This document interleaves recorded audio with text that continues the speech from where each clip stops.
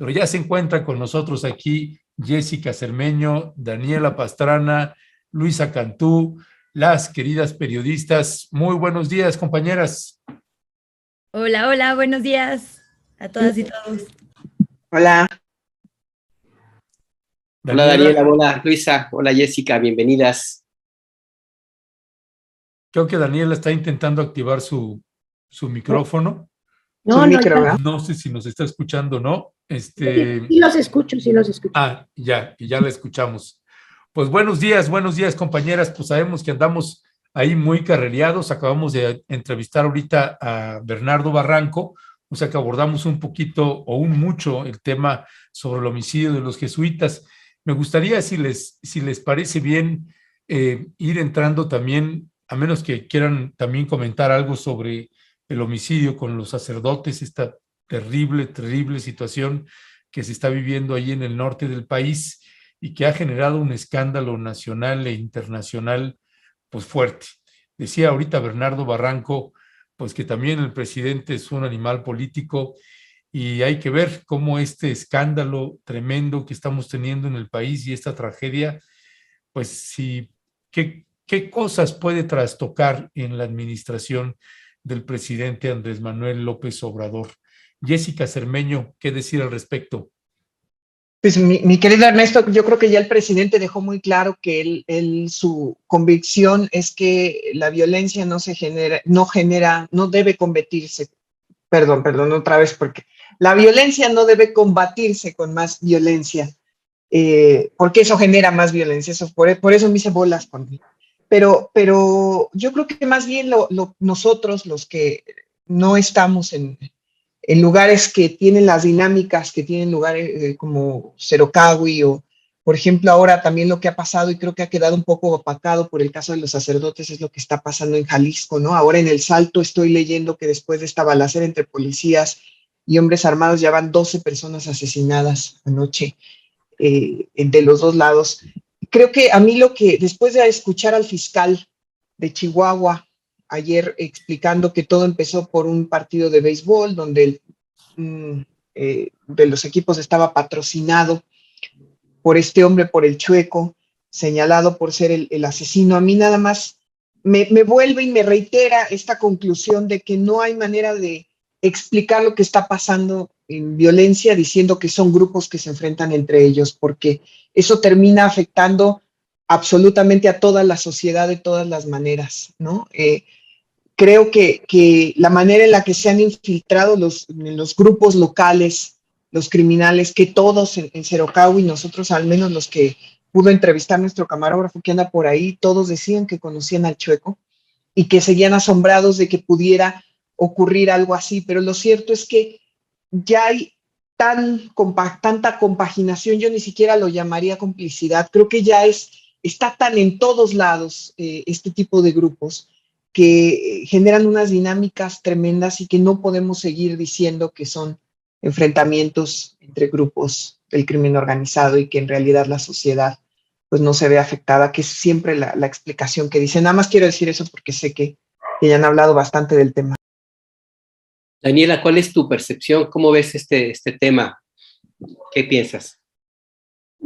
Es un poco difícil aportar algo después de la amplia explicación que dio ahorita Bernardo Barranco, pero coincido, o sea, yo creo que hay que poner atención en lo que hacen o no hacen los gobiernos estatales y en la coordinación que hay entre el gobierno federal y los gobiernos estatales, cuando estos son de oposición, y los gobiernos municipales, porque ese es un tema que creo que está afectando y está pegando digamos que en los resultados generales o no generales, porque nos centramos mucho en lo que hace el gobierno federal,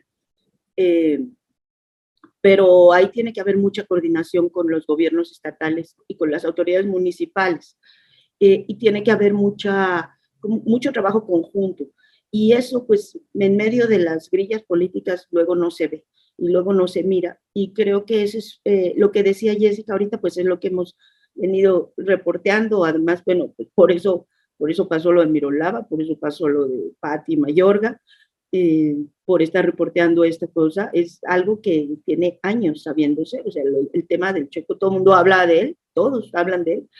Y entonces uno se pregunta, bueno, pues y entonces todos saben quién es, y entiendo que su casa estaba enfrente de la iglesia, pues si todos saben, entonces, ¿por qué no se hace algo directamente, no? Y creo que en una fuerza única no podría, o sea que tiene que haber en eso mucha coordinación y que tenemos que estar ubicando, o desde nuestra parte, pues dónde están esas fallas, ¿no? ¿Qué es lo que falta?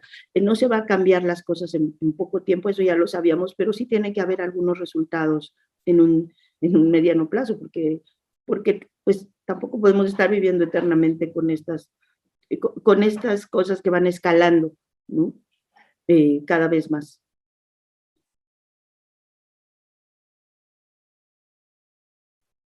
Creo que está silenciado. Sí, sí. ¿Y qué más, Ernesto? Sí, gracias. Gracias. Luisa, ¿qué decir al respecto? ¿Qué dimensión darle si consideras también que las respuestas que dio hoy el presidente Andrés Manuel López Obrador, pues qué es lo que provocan en la audiencia, en el pueblo de México? Tranquilidad, zozobra, enojo. ¿Cuál es tu percepción de lo que hoy precisamente se posicionó de manera pues ya más clara y reiterada? Ya lo ha hecho en varias mañaneras, pero hoy dijo, no nos vamos a mover, esta es nuestra decisión en materia de enfrentar al cárteles o la criminalidad, no lo vamos a hacer con más violencia. ¿Qué decir al respecto? Creo que quien más prudencia ha tenido es precisamente la Compañía de Jesús, y es porque en realidad no tenemos tanta información como pareciera que hay sobre este caso particular. Evidentemente el clima de violencia ya lo han descrito perfectamente, pero sobre este caso en particular a mí me llama la atención el mucho cuidado que ha tenido el vocero autorizado de la Compañía de Jesús, Hernán Quesada, en los medios de comunicación. Como que la versión que se dio desde la autoridad local, estatal y la federal se hizo a partir de reconstrucciones con algunos huecos importantes, ¿no? Primero, como que no entendíamos bien la cronología de en qué momento habían sido los secuestros y cómo si es que tenía algo que ver eso con los disparos a los dos sacerdotes. De repente parecía que había un tercer sacerdote. A mí Hernán Quesada de la Compañía de Jesús me dijo ayer que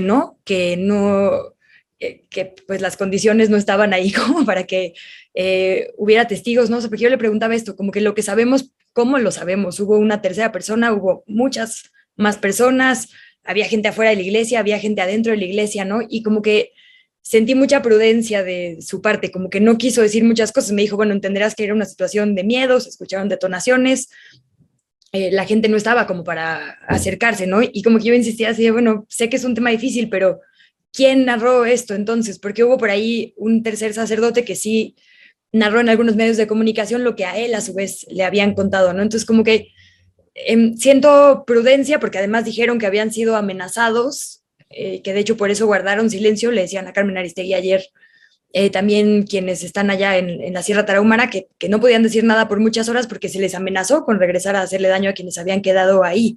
Ya ayer nos decía también Hernán Quesada que hay un operativo de seguridad que tiene a las personas religiosas, hombres y mujeres en este momento más tranquilos, que escogieron quedarse porque se les ofreció desalojarles, pero que prefirieron quedarse porque saben que irse es dejar a una población completamente desprotegida, ¿no? Como quiera, pues al menos, digamos, el ojo público y que ellas y ellos estén ahí es ahorita una especie de protección.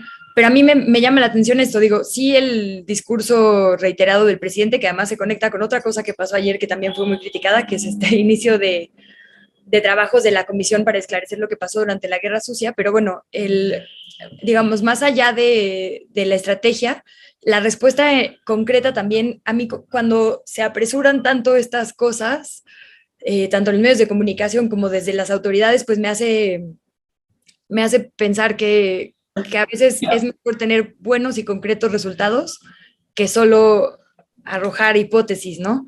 Y bueno, nada más señalar otra vez ahí también el papel de los medios de comunicación, porque justo ayer escuchaba una de las entrevistas de Ciro Gómez Leiva y pues dice frases que me preocupan, ¿no? Como pues dijo, una de las hipótesis es esta, que algo pasó con el guía de turistas y que después le dispararon a los sacerdotes, pero otra hipótesis es que este sujeto, harto de quién sabe qué, le disparó a los sacerdotes, ¿no? Entonces, como que a veces, aunque no digamos nada, cuando hacemos cierto tipo de comentarios en los medios de comunicación, podemos dar a entender que hay otras hipótesis y generar teorías en la gente, y pues hay que tener mucha prudencia. Entonces, a mí me gustaría justo, pues más bien manejarlo así, más allá del chueco y de todas estas, pues, pistas que nos han dado hasta ahora.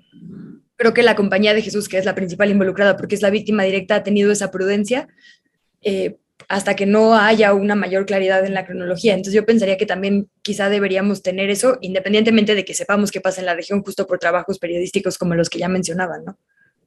Oye, pero nada más para aclarar, Gerardo Moro, el provincial de la Compañía de Jesús, él dice que había otros dos sacerdotes ahí, nada más para aclararlo, y uno en la iglesia, ¿no? Y es la Sí. información que a él le dieron y la que compartió de manera oficial, digo, nada más para... No, de acuerdo, es el que yo vi también en los medios de comunicación. Es el que le dicen Pato, ¿verdad? No, Gerardo no, Moro, es que Gerardo Moro Jesús, es el provincial. No, el Pato no estaba allí, estaba en camino. Él es el que narró justo lo que le dijo entonces el correcto. el Padre Jesús es el que estaba y es el que en teoría se quedó platicando después de que habían asesinado. Todas estas horas, ¿no? Sí.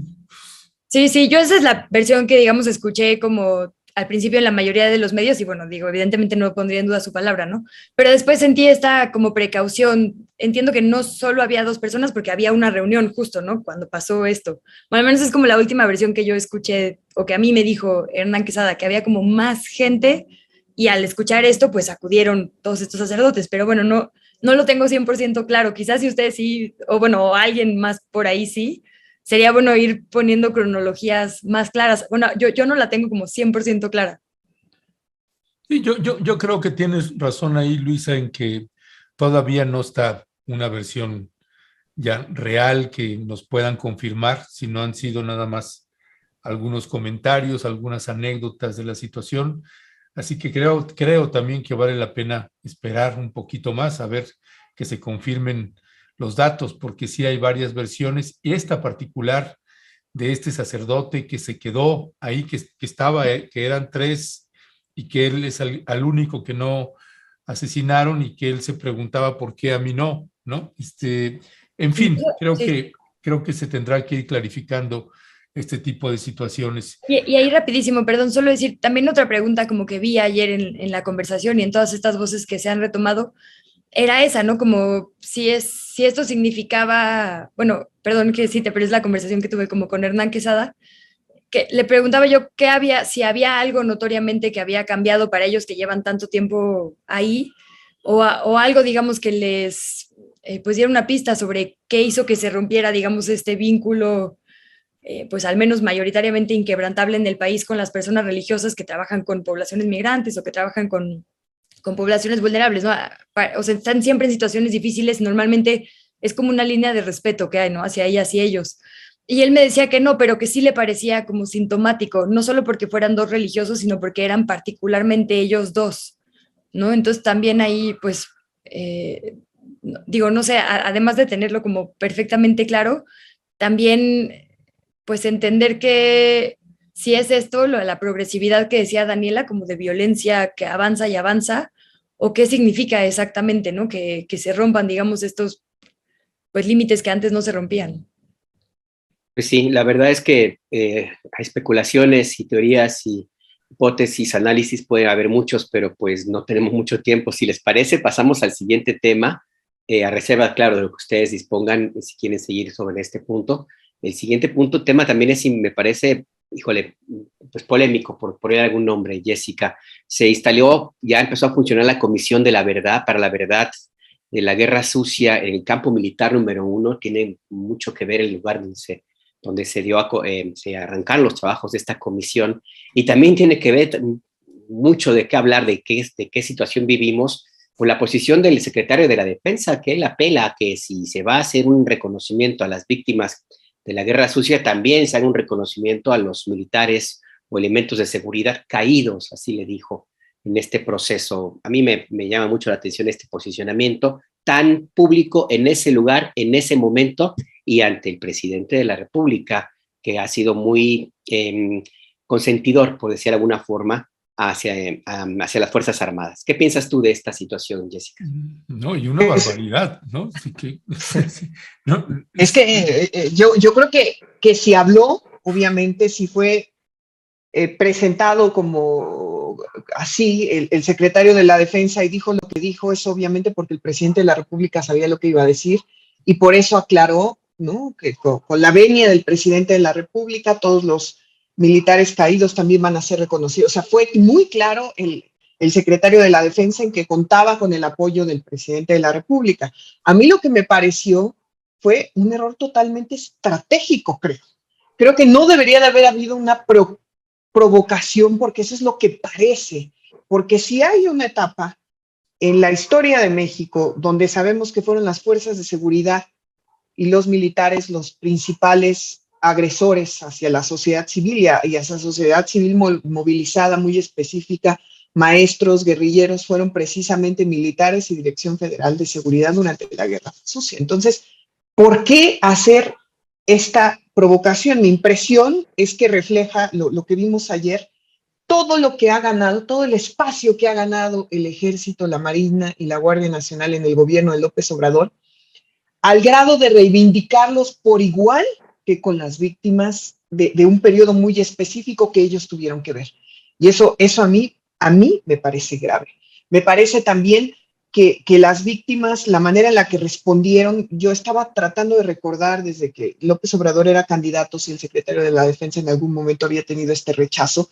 No lo recuerdo ni siquiera en momentos claves, digamos, del avance del poderío militar sobre el gobierno de López Obrador, no lo recuerdo. Entonces, pues no me queda más que empatizar con las víctimas, porque yo no puedo imaginarme a la hija de Lucio Cabañas qué sintió cuando escuchó esto.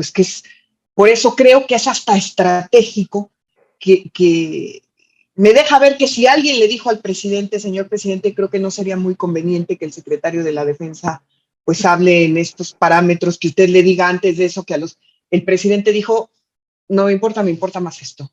Entonces creo que eso es lo relevante. Obviamente después el mensaje que da López Obrador, mi impresión ya después que vi, no la vi en vivo, la vi después.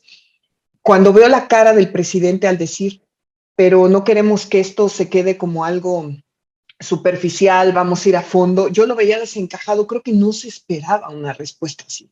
Por lo menos es la impresión que yo tengo, y sí lo creo como un error estratégico, porque además es algo que en general las izquierdas, ¿no?, que él tanto se ha dedicado en defender, es algo que creo que no será bien visto no solo en México, sino en cualquier lado, porque sabemos la connotación que tiene el ejército. Y ahora el secretario de la Defensa estaba tan confiado, porque lo dijo desde el principio, que era con el presidente, se lo había informado. Entonces a mí me parece muy grave, muy lamentable, la verdad. Pues bueno, pues Daniela Pastrana, ¿qué decir al respecto? También, pues vaya que sí cimbró a mí, bueno, cuando escuché eso, yo también lo vi después, no, hasta le regresé, pensé que me estaba equivocando o algo. Sí, yo también. Me pareció realmente un error tremendo y que puede echar al traste precisamente porque está levantando mucha ámpula este posicionamiento del presidente Andrés Manuel López Obrador con las Fuerzas Armadas en voz del secretario de la Defensa Nacional. Y nos parece además fuerte e importante porque hay ya otros antecedentes como el general Cienfuegos. Es decir, pareciera la institución de las Fuerzas Armadas pues sacrosanta, ¿no? Donde no se le puede hacer una crítica, hay que estarle limpiando la imagen. Y en la guerra sucia, cuando estamos hablando de la guerra sucia, ponerse también a levantarle las banderas al ejército, pues no sé cuál es tu valoración ahí, Daniela. Pues yo, a ver cómo lo planteo, porque creo que voy a decir algo que no es muy popular, y no es muy popular entre mis amistades, como suele ocurrir a veces, pero será porque vengo del contexto colombiano y de ahí llegué al Foro de Periodismo para la Paz. Y en el contexto colombiano, es bastante común escuchar, porque han vivido una guerra, pues la más larga del continente, el tema de la necesidad de la reconciliación. Y la reconciliación no puede ser contigo mismo. O sea, si hay un conflicto y hay un enfrentamiento y hay una guerra, tiene que ser con la parte contraria. Y víctimas, pues son de un lado y del otro. Muertos son de un lado y del otro, y deudos, y viudas, e hijos huérfanos, hay de un lado y del otro. Aquí, claro, es distinto, y hay una diferencia, y hay una cosa que tiene que ver con... no se está, entiendo, exculpando a los que dan las órdenes, y no se está exculpando la definición de que tiene que haber una responsabilidad del propio Estado, por eso se hace ese evento, para asumir y decir lo que ocurrió, para aclarar lo que ocurrió, para abrir los documentos para que se sepa lo que pasó. Ahora, el tema de nombrar también a los caídos dentro del ejército, porque pues ellos cumplían unas instrucciones, no parece, en un afán de reconciliación, insisto, si está en esa lógica, en un afán de evitar un conflicto que siga escalando, porque si no termina siendo como las historias de los Montejo y los Capuletos, se terminan siempre, nunca hay forma de llegar a un acuerdo, solo puedes llegar a un acuerdo con quien estás en desacuerdo, con quien ha hecho el daño. Esa es la teoría, ¿no? Y esa es la teoría, y eso es lo que uno escucha siempre, y lo podemos escuchar con muchísimas víctimas de conflictos de paramilitares, de guerrilleros, de las FARC, del ELN y del ejército en Colombia. Eso es lo que dijo al final también en su primer discurso el presidente electo Gustavo Petro, que justamente a mí me recordaba mucho con su política del amor, con su rollo de no va a haber persecuciones ni jurídicas, ni políticas, ni nada, y de que son bienvenidos todos en este gobierno, muy parecido a muchas cosas que dice de pronto López Obrador. Ahora, desde la teoría que se ha construido también en muchos lugares a partir de pues, lo que ha pasado en Sudáfrica y en muchos lugares, de este periodismo de construcción de paz, es parte de esa misma lógica. O sea, los otros también tienen huérfanos y también tienen viudas y también tienen familiares, también hay un impacto, y la única forma de llegar a un acuerdo o a una reconciliación y evitar que se siga escalando la violencia es reconociendo que también hay víctimas del otro lado.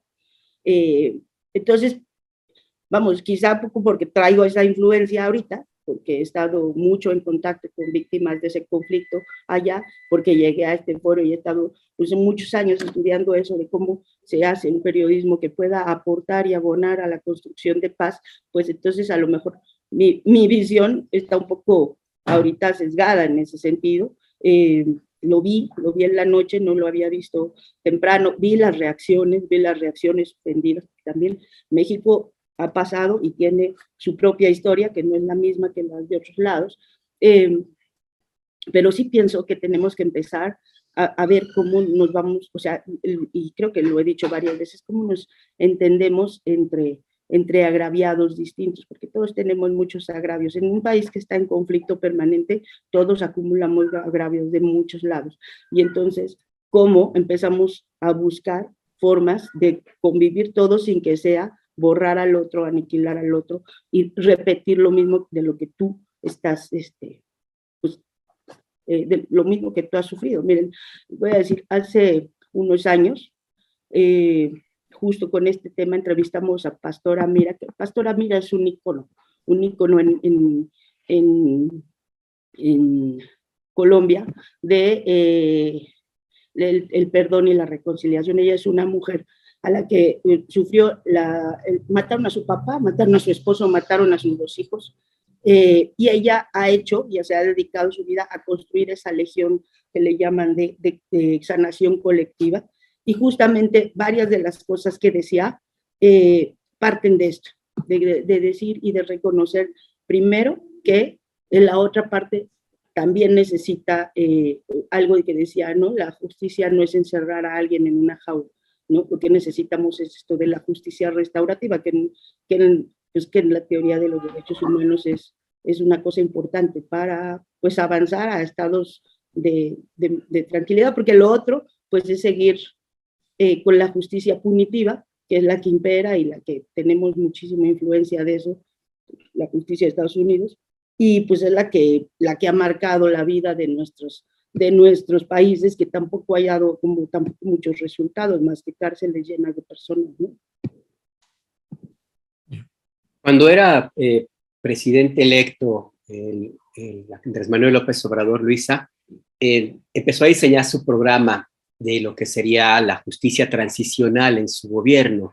Y él manejaba palabras como paz, reconciliación, perdón, amnistía, legalización. Llegó a plantear incluso el desarme de los grupos armados, de la delincuencia organizada, por supuesto, desmovilización y reinsertarlos en la sociedad. Era como parte de su diccionario que traía muy presente en esta propuesta de justicia para terminar con la guerra contra las drogas en México. Pues ya pasaron casi 4 años y las palabras, algunas permanecen, pero otras no sé qué tanto, digamos, fuerza pueden llegar a tener, y sobre todo por lo que ocurrió el día de ayer. ¿Tú qué piensas? ¿Cómo ves esta situación de lo que sucedió, pues básicamente el día de ayer, este inicio de la Comisión de la Verdad en estos símbolos? Pues bueno, primero creo que como que antes de que comenzara todo había, o al menos yo lo leía así en algunas crónicas, como la de Paula Mónaco, pues más militares que personas, ¿no? Y eso ya es una imagen muy poderosa con la cual empezar. Entiendo el sitio porque es un sitio, como dices, simbólico, que efectivamente podía significar la apertura a la sociedad civil y a las personas que han sido víctimas, sobre todo víctimas directas, ¿no? Bueno, víctimas indirectas como familiares, pero justo conforme avanzó el evento nos dimos cuenta que en realidad no era tanto así. Creo que una gran lección que debería llevarse en este momento el presidente es que aunque mucha gente coincide con muchas cosas que dice, si no les escucha no va a poder cumplir. Esto que decías, Alberto, no creo que pues nadie diría que no a la paz, que era una de las promesas, ni a la desmilitarización. El tema es cómo y de la mano de quiénes ahora, ¿no? A mí me gustó mucho todo lo que dijo Alicia de los Ríos, me parece que fue como muy contundente y además es alguien que pues ha dedicado su vida entera a investigar estos temas y luego pues contrasta mucho, ¿no? Lo que dijo el secretario. Entonces, creo que si el presidente tiene en el fondo de su corazón, digamos, la buena intención de verdad de esclarecer esto, no lo puede hacer a su manera solo porque él también cree en esto. Tiene que escuchar a las personas que han dedicado su vida y que son víctimas, como lo pidió Alicia de los Ríos, ¿no? Entonces creo que debería ser una gran señal de alerta para las autoridades esa. Tener a las personas que estaban ahí en el estrado es, digamos, un espaldarazo importante a lo que se estaba haciendo, ¿no? Porque no son cualquier mujeres las que estaban ahí. Y el hecho de que hayan acompañado, digamos, este inicio de labores de la comisión es una buena señal, pero les tienes que cumplir, evidentemente, por el peso de quienes son y el respeto a sus figuras. Entonces, creo que podrían cambiar cosas si de verdad escuchan lo que se dijo ayer, si dan espacio a las protestas que hubieron, porque también creo que la nota que se llevó el evento fueron la cantidad de protestas que hubo en diferentes momentos de las posturas, y se les toma en cuenta, ¿no? En vez de tratar de como fingir que no estaban ahí, escuchar verdaderamente lo que estaban diciendo hubiera sido una muy buena idea. Entonces creo que pues sí, es sintomático y pues digo que este tipo de acciones de verdad y de pacificación de la sociedad se vean acompañadas también en otro tipo de proyectos emblemáticos como lo es, por ejemplo, la Guardia Nacional, ¿no? Justo ayer escuchaba a Catalina Pérez Correa diciendo eso, como pues sí hay números importantes también de denuncias que se hacen contra estos nuevos cuerpos, entonces tendrían que ser, digamos, acciones simultáneas, sí, el esclarecimiento del pasado, pero que también sean lecciones verdaderas para el presente y para el futuro. Entonces, bueno, pues yo solo creo que el presidente tiene mucho que escuchar y también la fiscalía, y tiene que empezar a aparecer para escuchar, porque si no, pues no sé cómo le va a hacer. Entonces, creo que el gran ausente y el reclamo que hubo ahí fue justo el asunto de las fiscalías y que el presidente no haga cosas con las que la sociedad está de acuerdo sin la sociedad. Ya. Gracias, Luisa. Jessica Cermeño, más allá de que podamos pasar al siguiente tema, déjenme leer algunos comentarios que me parecen valiosos. Y hay uno particularmente de Edurne Uriarte, que es articulista de opinión de nosotros acá, y que yo suscribo lo que escribió precisamente Edurne, que dice: víctimas y victimarios no pueden estar juntos, ya nos lo enseñó el Valle de los Caídos. Si les quieren dar un lugar a los militares, que se analice a qué militares y qué es eso de caídos. Estuvo fatal. Eso yo lo suscribo a plenitud. Alfonso Ramírez, no sé por qué se espantan de lo que dijo el secretario. En este gobierno hay apertura, hay claridad de cosas que se dicen de frente, no a escondidas como era antes. Frida Beatriz, AMLO está empoderando a las Fuerzas Armadas sin investigar ni aclarar todos los asesinatos y víctimas de desaparición forzada cometidos por ellos. Y dice alguien más: sí, es un error enorme el discurso, no era el lugar y el momento idóneo. Pero sí considero, Ernesto, que también hay espacio para reconocer al propio ejército. En fin, son distintos ángulos y créanme que si algo celebramos aquí es que los tengamos distintos y podamos colocarlos como lo está usted colocando y se forme su propio criterio. Jessica, más allá de si quieres añadir algo más sobre el tema, pues tenemos el otro que también había propuesto nuestra querida Daniela y que tiene que ver con Colombia y con este personaje Petro y con Biden, que pues están hablando, de abrir las fronteras, pero también hubo un discurso de Petro cuando tomó posesión como presidente, donde habló del capitalismo y dijo, pues vamos a desarrollar el capitalismo acá. Tenemos un video que, perdón, me quedó un poquito largo, pero si gustan que lo pasemos o simplemente nada más lo comentamos sabiendo que pues Petro dijo, se echó un discurso más o menos largo desarrollando el tema, donde habla pues del desarrollo de la economía y que pues se tiene que emplear una política capitalista. Dice, no necesariamente porque queramos, básicamente, palabras más o menos, pues está diciendo porque esta es la realidad en la que nos encontramos y tenemos que ir campechaneando, por decirlo de una manera suavecita. Una parte del discurso muy, muy polémica. Hubo protestas, hubo gritos ahí también, y por el otro lado, una gran esperanza de la llegada de Petro. También hay otro videíto, que ese sí se los pasamos rapidito, y que nos lo pasó precisamente Daniela Pastrana ayer, que te voy a pedir si lo podemos pasar, Leonardo, que es este video de la votación, la gente llegando, caminando kilómetros y kilómetros para poder llegar y votar, porque no tenían esa posibilidad. El video se llama Colombia, ir a votar. Vamos a verlo. Un grupo de campesinos de la vereda La Guitarra están marchando a pies. Muy buenos días. ¿Su nombre, por favor? Fernando Hernández. ¿Hacia dónde va usted, señor Fernández? Vamos a votar por el presidente Petro. Sí, y los veo que van a pie. ¿Qué les pasó? No nos han mandado el transporte, pero así sea a pie, vamos por Petro. Exactamente. Ahí están escuchando los campesinos. Buenos días. ¿Para dónde va usted? Vamos para Agua Blanca. Agua Blanca. ¿Van a votar por quién? Por Petro, porque Petro es el que va... Un grupo de campesinos van a pie, a votar a pies por Petro, miren, entusiasmados. Claro, vamos a votar por Petro. Ahora a pie vamos por Petro. Exacto. Porque ese es nuestro presidente. Vamos por Petro. ¿Y por qué van a pies? Porque no hay transporte. No hay transporte, no tenemos quien nos lleve. Pero van así a pie a votar por Petro. Sí, señor. Señores, ¿van a votar por quién hoy?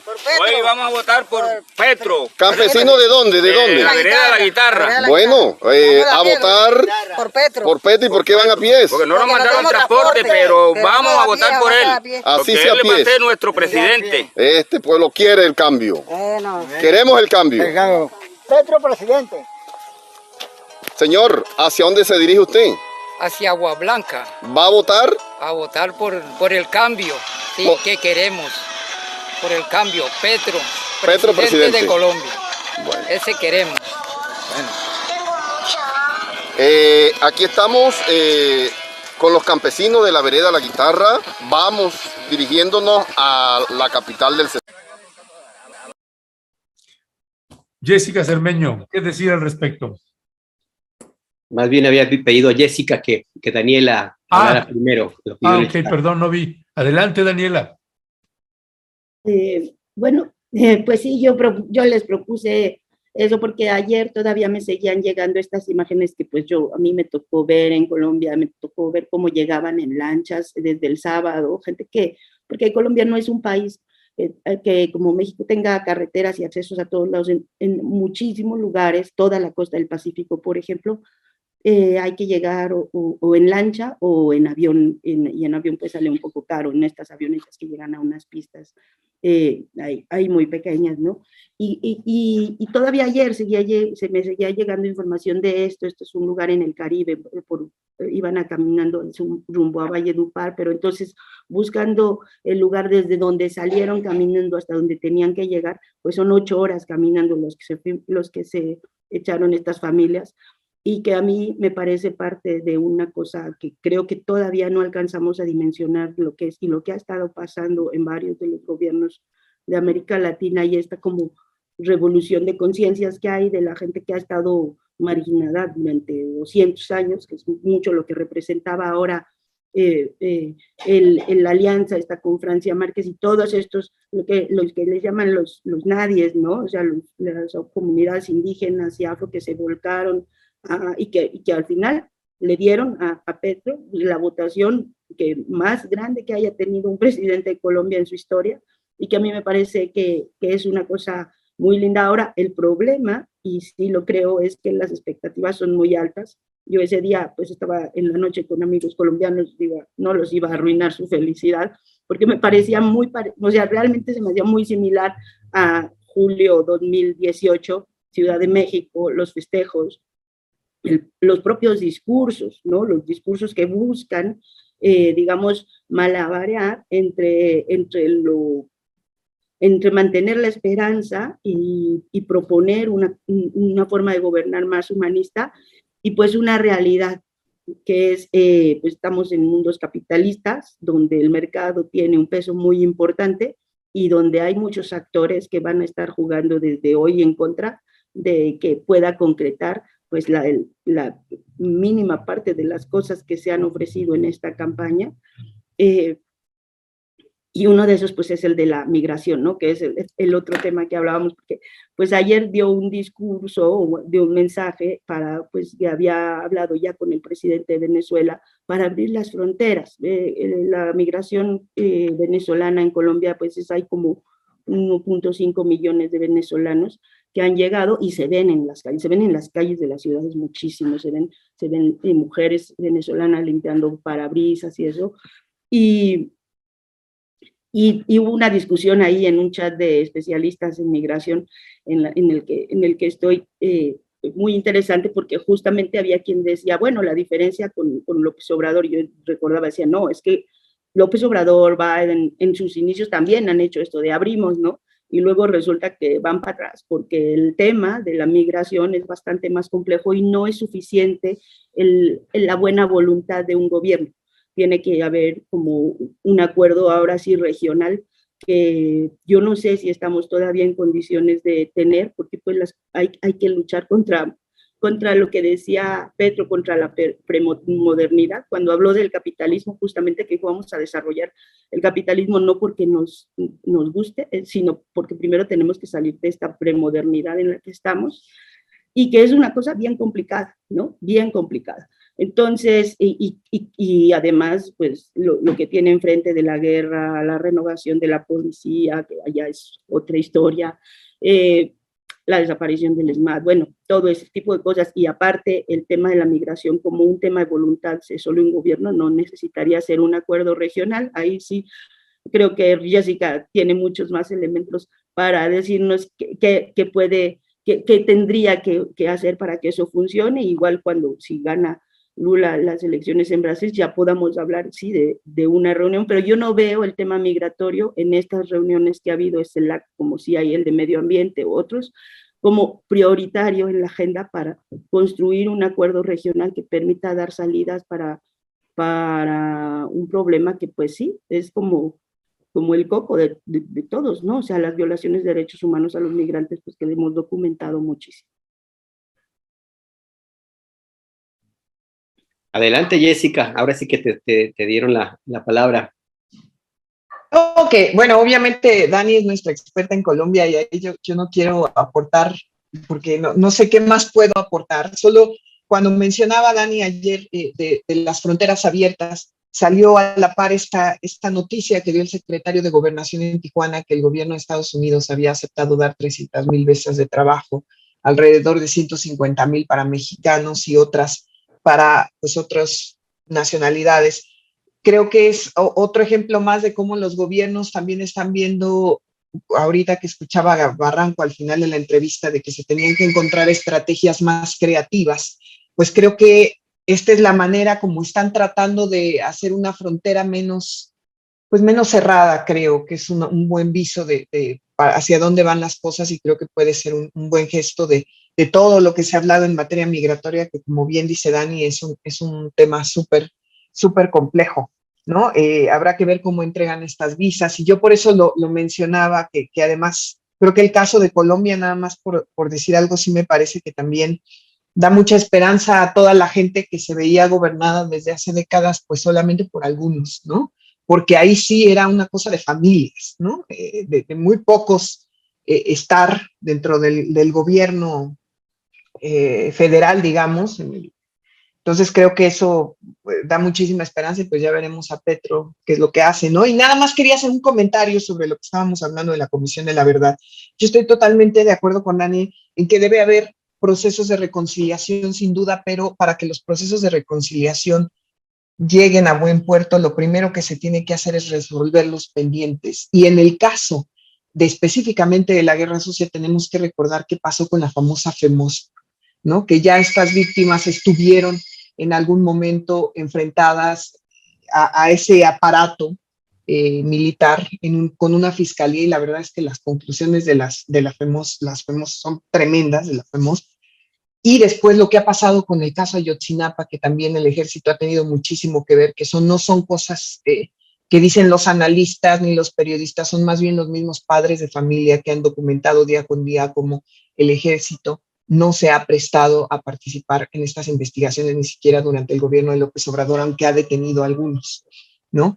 Entonces, solo quiero aclarar lo que es muy difícil. Yo por lo menos no veo fácil que estas mismas víctimas acepten, que han visto todos estos procesos, acepten una declaración como esa, que sí, yo estoy de acuerdo, me parece que fue Frida la que dijo que no era ni el momento ni el lugar. Yo estoy de acuerdo con ella. Ya. Gracias, mi querida Jessica. Luisa Cantú, Colombia, la llegada de Petro, ¿qué te dice realmente pensando en la historia y en los antecedentes que tenemos en América Latina, pensando en los tiempos y momentos en los que estaba Hugo Chávez, Fidel Castro, Evo Morales? Era otro momento político, este es otro. Antes no teníamos Colombia, ahora está Colombia en este radar y esta frontera que anuncia que se abre con Venezuela, pues también se abre un horizonte ahí importante. Y si pensamos que en noviembre viene la elección y viene por ahí Brasil y viene Lula, pues realmente se abre una composición pues inédita, histórica en el continente americano. ¿Cuál es tu balance y tu mirada con la llegada de Petro?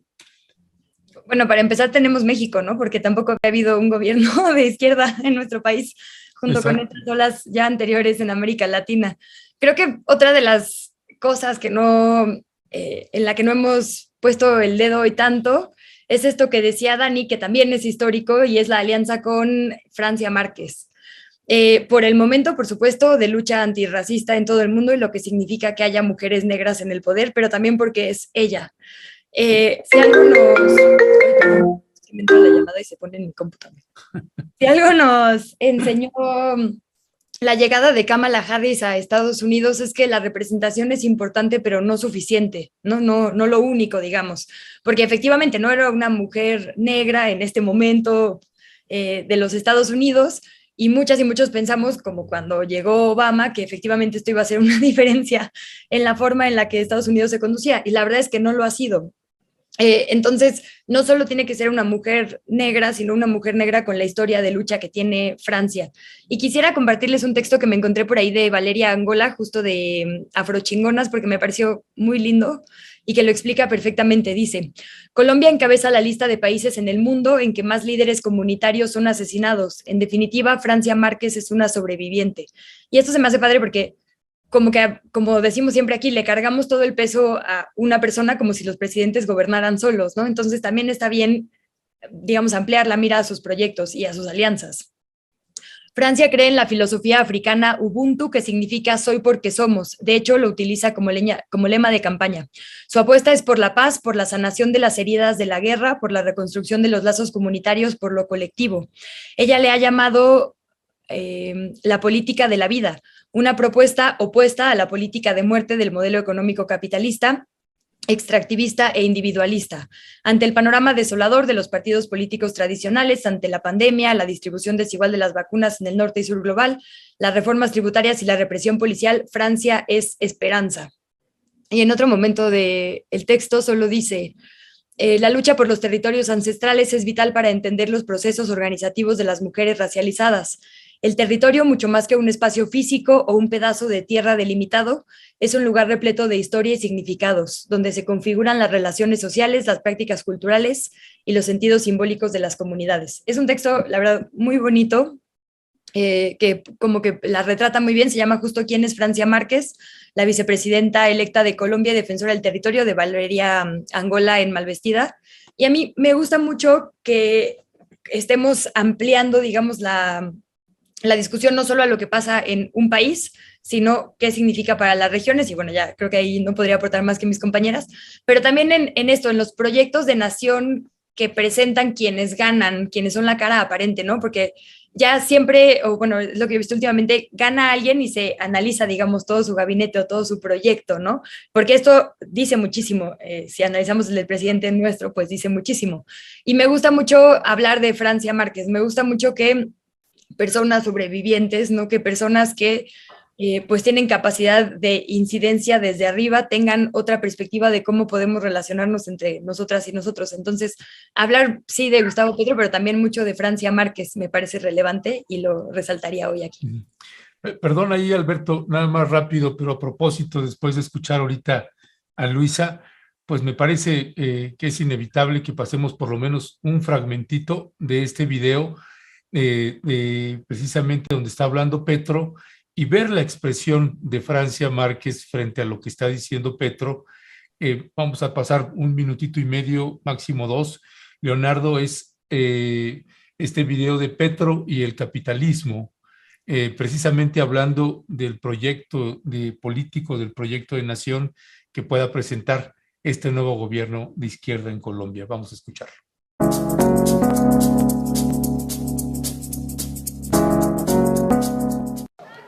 En estas campañas venían gritándonos una y otra vez, construyendo la contracampaña quizás a partir de las mentiras y del miedo, que íbamos a expropiar los bienes de los colombianos, que íbamos a destruir la propiedad privada.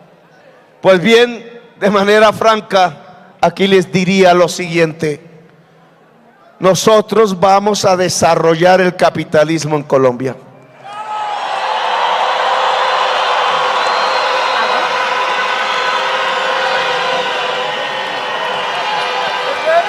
No porque lo adoremos,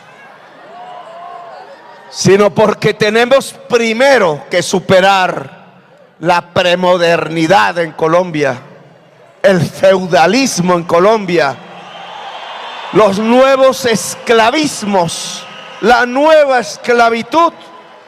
Tenemos que superar mentalidades atávicas ligadas allá a ese mundo de siervos, a ese mundo de esclavos que tenía como contraparte los señores y los dueños esclavistas. tenemos que construir una democracia. Bueno, quería colocarlo porque, bueno, vaya que si sigue sacudiendo ahí de muchas maneras, me parece además que es un discurso político también de un presidente que está pues tratando de calmar las aguas, pero bueno, perdón que lo pasé. Adelante, Alberto. No, en realidad pues es importante y oportuno este video para tener un poco más de contexto de lo que viene, de lo que sucede en Colombia. Está obligado Gustavo Petro a mandar un mensaje de reconciliación. Yo no sé si realmente le vaya a funcionar. El tamaño del monstruo que fue desafiado y derrotado por esta vez, pues es enorme. Y la derecha allá, pues es todavía peor que la derecha de aquí, sobre todo porque allá tienen mucha más capacidad de hacer daño, lo han demostrado, de lo que ahora aquí han hecho en México. Aquí en México ha sido como apenas están iniciando y hay algunos entusiastas de la sangre, la violencia y la muerte que por ahí andan ahí. ¿Cómo le dijiste tú, mi querido Ernesto? ¿El cínico cristalino? Algo así. Sí, pero ya se nos acabó el tiempo, o sea, ya son las 11, pues compañeras. Pues si quieren un comentario rápido ahí de cada uno de ustedes. Adelante, Jessica. Yo creo que estamos viviendo tiempos muy interesantes en América, este viraje, ¿no? Y me refiero a América, obviamente, como continente americano, este viraje político que está ocurriendo, pues habrá que ver cómo se cristalicen, qué tipo de alianzas, ¿no? Sobre todo en el caso de Chile, creo que es súper interesante ver qué va a pasar en un país así después de toda la historia que tiene, hacia el otro lado, digamos, incluso con Bachelet, en fin. Lo que decía Dani de Brasil, no sé, una serie de cosas que creo que vamos a ver en estos años, que habrá que ver cómo como zona América Latina empieza a tener como más identidad hacia afuera, ¿no? Como a defender las cosas que tiene que defender, los valores que se tienen que defender y sin duda, ahora que veía yo el video de Dani, desde que lo vi esta mañana, pues porque la gente está desesperada, está harta, creo, de la política vacía, de la gente que le promete solamente en ciertos momentos de campaña y creo que poco a poco se están movilizando las sociedades para cambiar las cosas. Entonces siempre ver cambios democráticos, llegadas de otros grupos a las presidencias, creo que es esperanzador, ¿no? ¿Ya? Daniela.